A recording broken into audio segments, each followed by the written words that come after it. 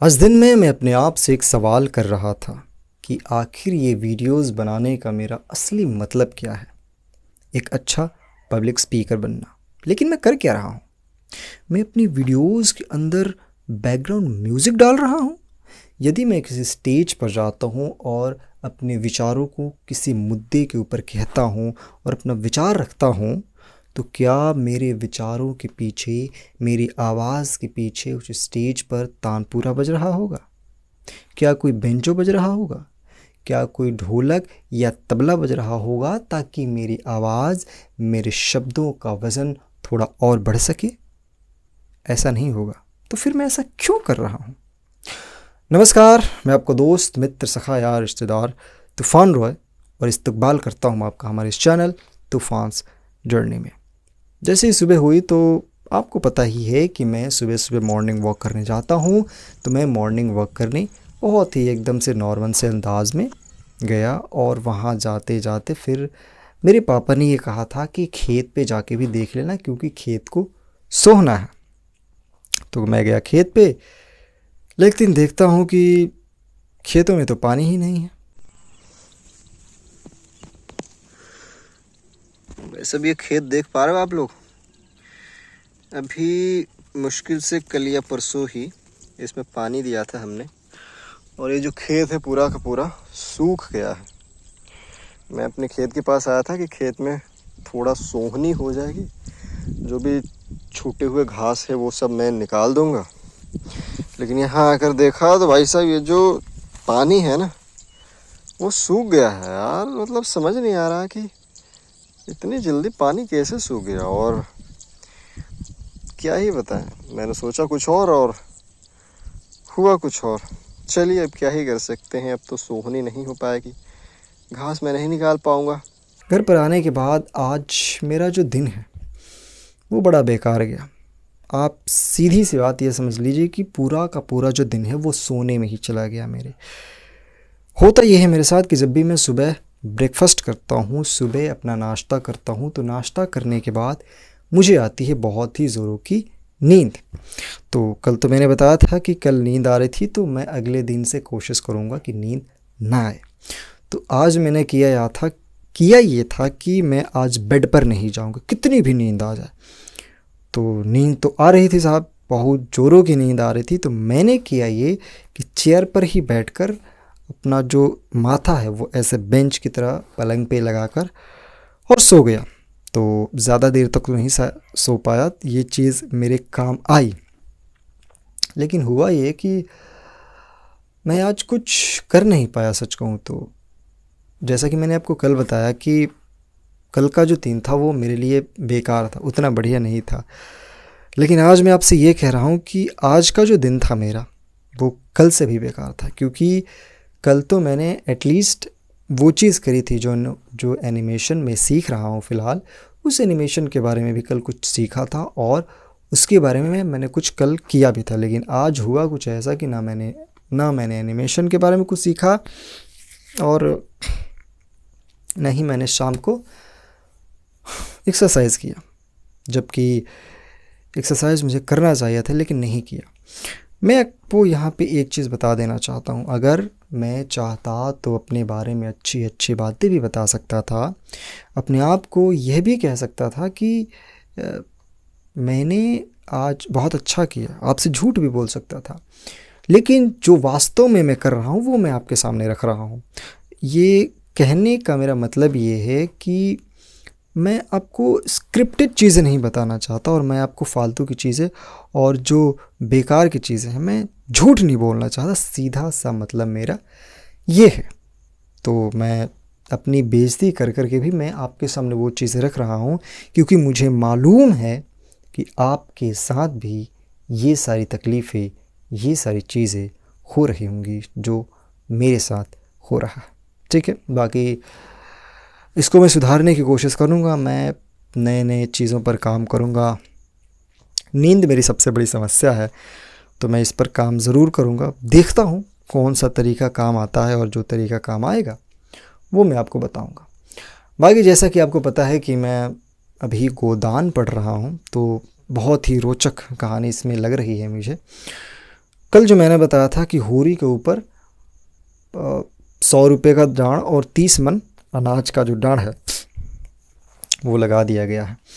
आज जो मैंने कहानी पढ़ी उस कहानी में ये है कि जो गांव का जो पंडित होता है, दाता दिन उसका नाम है, दाता दिन मेन जो है भैया एकदम से क्या कहते हैं, रामायण में कौन थी वो, मंथरा। हाँ, तो आप समझ लीजिए कि जो गोदान का इस अभी जो कहानी पर चल रही है 10, 15, 20 पन्नों की, इसमें मेन जो है वो मंथरा वही है साहब। तो उसने ही मेन कहा था कि 100 रुपये डांड और 30 मन अनाज डांड देना पड़ेगा इसको।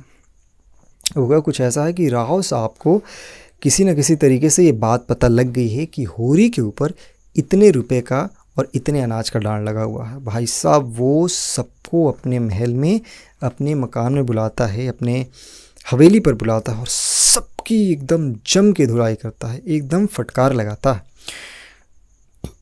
वो कहता है कि तुम क्या चाहते हो कि यह गरीब इंसान अपना गांव छोड़ दे, अपनी इज्जत आबरू त्याग दे, अपने आप को असहाय कर दे, और तुम लोगों का क्या धर्म, पंडित, तुम तो पंडित हो, तुम ऐसा कैसे कर सकते हो। होता यह है, अभी जो मैं इस कहानी को पढ़ रहा हूँ तो जो मुझे समझ में आ रहा है, इसमें 2 तबकों के बारे में बताया गया है। पहला तो गरीब के बारे में बताया गया है, जो बेचारे गांव में एकदम निचले दर्जे के इंसान हैं, उनके बारे में बताया गया कि उनका जीवन यापन उस वक्त पे कैसा हुआ करता था, और आज भी ऐसा हो सकता है कि कहीं ना कहीं ये जीवन होगा। तो उस वक्त पे किन किन टाइप की तकलीफ़ें होती थी, कैसे उनका जीवन यापन था, और कैसे वो कर के बोझ तले दबते चले जाते थे, और दबते दबते उनका जीवन समाप्त हो जाता था, और उसके बाद भी उनका जीवन छूटता नहीं था, क्योंकि वो कर का ब्याज उनके बेटे बेटी और पोते पोतियों पर आ जाता था। और ये जो बड़े बड़े ज़मींदार हैं, बड़े बड़े साहूकार हैं, बड़े बड़े लोग हैं, ये उन्हें दबाते रहते थे। ठीक है। बाकी एक तबका जो है वो अमीरों के बारे में बताया गया है कि उनके क्या क्या शौक़ हैं, वो क्या क्या करना चाहते हैं, उनकी अय्याशी किस तरह की है, वो किस तरह के शराब का इस्तेमाल करते हैं, किस किस तरह की पार्टियां करते हैं, क्या उनके घर की महिलाएं जो हैं वो सुरक्षित हैं, क्या वो अपने घर की महिलाओं पर दबाव डालते हैं। मैं एक छोटी सी कहानी जो इसमें है मैं बताना चाहता हूँ। जैसे कि अभी मैंने गोबर के बारे में बताया कि गोबर का प्रेम प्रसंग चल रहा था, और उसने एक कांड कर दिया था, और वो अभी फ़िलहाल गांव में नहीं है। लेकिन वहीं पर सारे गांव के लोग जानते थे, मतलब कि बच्चा आप समझ लिए कि वो जानता था जो दाता दिन है उसका एक लड़का था माता दिन, उसके बारे में। उसका जो बेटा है माता दिन, उसका चक्कर चल रहा था भाई साहब गांव के ही एक चमारिन से। अब चमारिन का मतलब अगर यदि आप नहीं समझे तो आप सीधा समझ लियो, जो जाटो बिरादरी है, जाटो बिरादरी की एक बेटी से, एक महिला से उसका अवैध संबंध चल रहा था। और ये बात लगभग गांव का सारा हर इंसान जानता था, लेकिन वो कुछ बोल नहीं सकता था, क्योंकि वो बड़े लोग थे, साहूकार थे, पंडित थे, वो सवर्ण थे, इसलिए उनके बारे में कोई कुछ नहीं कह सकता था। और जो होरी महतो है वो शूद्र था, वो गरीब था, वो असहाय था, और उस पर आसानी से दबाव बनाया जा सकता था। इसलिए सारे जो गांव के बड़े लोग हैं वो मिलकर उस पर 100 रुपये और 30 मन अनाज का जो है कर लगा देते हैं। बाकी धीरे धीरे कहानी और बढ़ रही है। होरी का जो बैल है वो तो पता ही है कि भोला ने छीन लिया है, भोला लेके चला गया है, और उसकी जो खेती है वो नहीं होती है। तो लालच में जो दाता दिन है वो उसकी बुआई करवा देता है, बल्कि सारा जो चीज़ है वो करता है होरी। लेकिन अनाज के बदले वो कहता है कि आधा आधा कर लेंगे। 120 रुपये होते हैं अनाज के, लेकिन उसे कुछ नहीं मिलता, क्योंकि जो किसी से उसने कर्ज ले रखा था उसको ये ज़बान दे चुका था कि जैसे मेरी खेत की गुड़ाई होगी, मतलब खेत से अनाज निकलेंगे तो मैं आपको पैसे दे दूंगा। वैसे ही वो इंसान, वो साहूकार उस तक पहुंच जाता है और उससे सारा का सारा पैसा ले लेता है। इसके बारे में मैं डिटेल में आपको नहीं बताऊंगा, क्योंकि वीडियो बहुत लंबी हो जाएगी। मैं यहाँ पर आपको एक बात जो है वो और बताना चाहता हूँ। पब्लिक स्पीकिंग जिसके लिए मैं ये वीडियो बना रहा हूँ, उसके बारे में मैं आपको थोड़ी सी बात ये बता दूँ कि पब्लिक स्पीकिंग का केवल मतलब ये नहीं है कि आप स्टेज पर जाकर बोलें और किसी विषय पर अपने विचार प्रकट करें, व्यक्त करें। पब्लिक स्पीकर बनने का मतलब ये भी है कि आप एक अच्छा लीडर बने। यदि आप बैंक के किसी शाखा में जाते हैं, आपको उस बैंक के सारे नियमावली पता है, और यदि वहाँ पे कोई कस्टमर, यही वहाँ पे कोई बैंक का खाता धारक कोई सवाल करता है और बैंक का कर्मचारी उसे जानबूझकर टाल मटोल करता है और नहीं बताता, तो यदि आप उस कस्टमर को अच्छे से उस बैंक के बारे में, उस नियमों के बारे में समझा देते हैं आसान भाषा में, तो ये भी एक अच्छे पब्लिक स्पीकर की निशानी है, एक अच्छे वक्ता की निशानी है।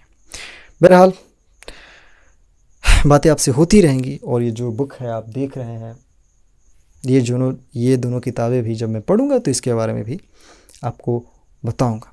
चलिए फिर मिलते हैं नेक्स्ट वीडियो में। तब तक के लिए आबाद रहिए, आज़ाद रहिए। जय हिंद।